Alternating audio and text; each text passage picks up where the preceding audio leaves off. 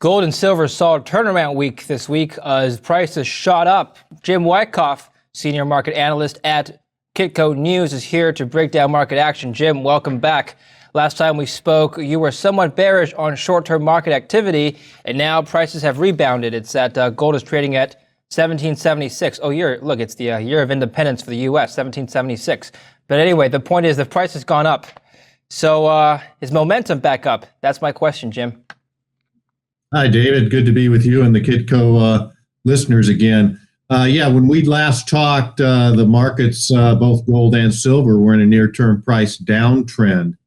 And remember, we talked about there were some key support levels that had to hold to keep prices from accelerating further on the downside. And those key price support levels, technical levels, did indeed hold. The market traded sideways for a while, and this week, especially the gold market, has seen a bullish upside breakout on the daily bar chart from a congestion area. Combine that with a bullish double bottom reversal pattern that has formed on the daily chart, and prices are now in a fledgling uptrend, suggesting sideways to higher price action in the near term. So indeed, it was a very important technical week for both gold and silver, as their technical postures showed a market improvement. Okay. You wrote an article for stops for silver and gold. Let's go through this article. You made a table of where you think the buy stops and sell stops should be. So for June gold, 1785 for buy and sell at 1759. So is that sort of your upside and downside targets for the near term, Jim? Right. Yep. Okay. Now, what happens if it breaks above or below any of these levels? Does the momentum continue in the same direction, or would you see a reversal? Well, that's the importance of that stop story that I produce every day. Those are technical levels that, when breached, are likely to set off either some buy stop orders just above technical resistance or some sell stop orders just below technical support. So for example, let's say gold breaks above $1,800, just above $1,800, there's probably going to be some buy stop orders in the futures markets that will be triggered to push prices even higher. Were there any macro events this week or last that prompted gold to trade higher? I wouldn't say any major macro events, but some significant events nonetheless. We saw bond yields just in the past 24 hours pull back a bit. We've seen the U.S. dollar depreciate on the foreign exchange market this week, and we've also seen a big spurt higher in crude oil prices. All of those are working in favor of the precious metals market bulls.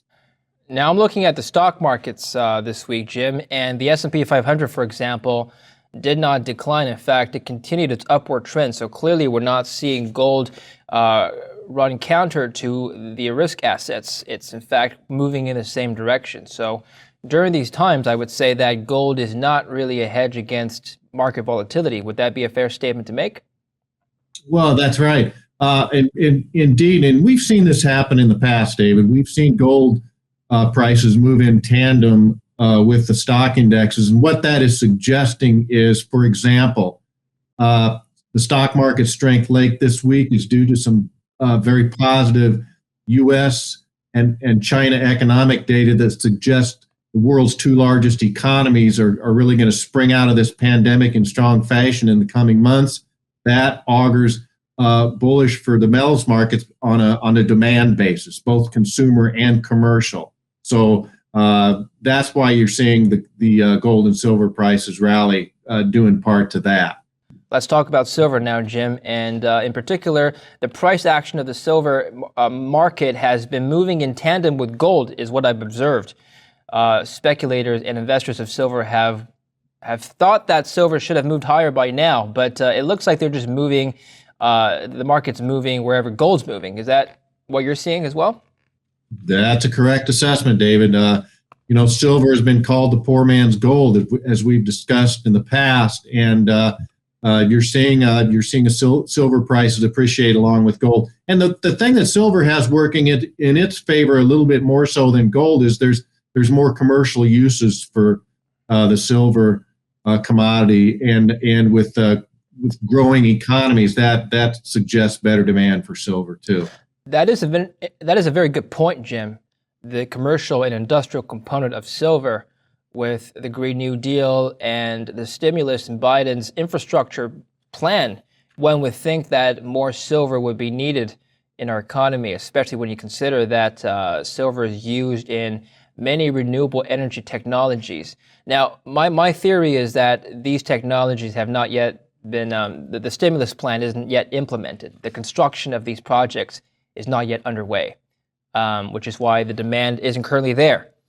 But suppose the markets are expecting demand to be there eventually, why hasn't the price of silver moved up?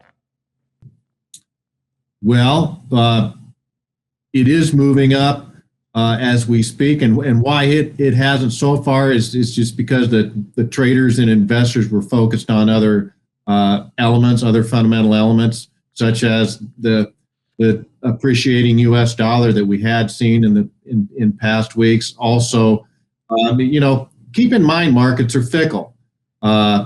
Earlier in the year when the stock market was in its rally mode, that worked against the safe haven assets, gold and silver, based upon just trader and investor attitudes being upbeat and shunning away from the safe haven metals. And that's the way of the marketplace. If you tried to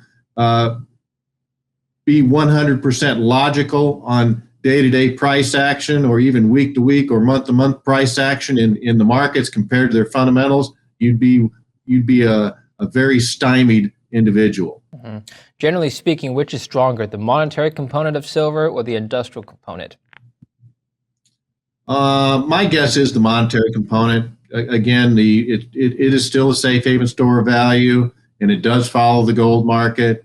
And also, in past years, and I'm kind of getting out of my lane here a little bit because I'm not an expert on the physical attributes of silver in industrial technology, but in the past few years, with the decline of photography development and the digital images, that was a big hit for the silver market. So I do think that the monetary component, or the investment component for silver, is significantly stronger than the commercial demand element.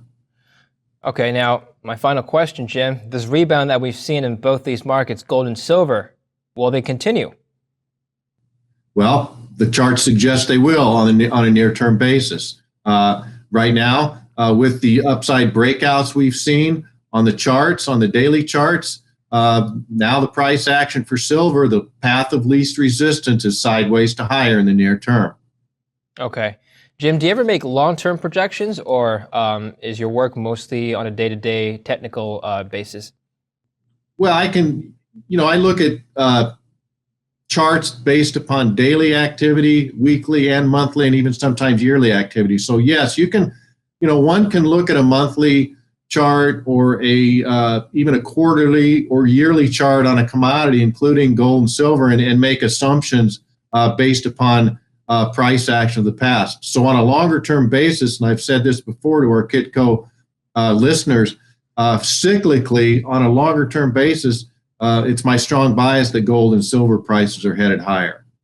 Very good. Thank you very much, Jim, for your update. We'll speak again soon. All right, David. Can't wait till next time. And thank you for watching Kitco News. Stay tuned for the latest market updates and follow us on Twitter, YouTube, and our website. I'm David Lin.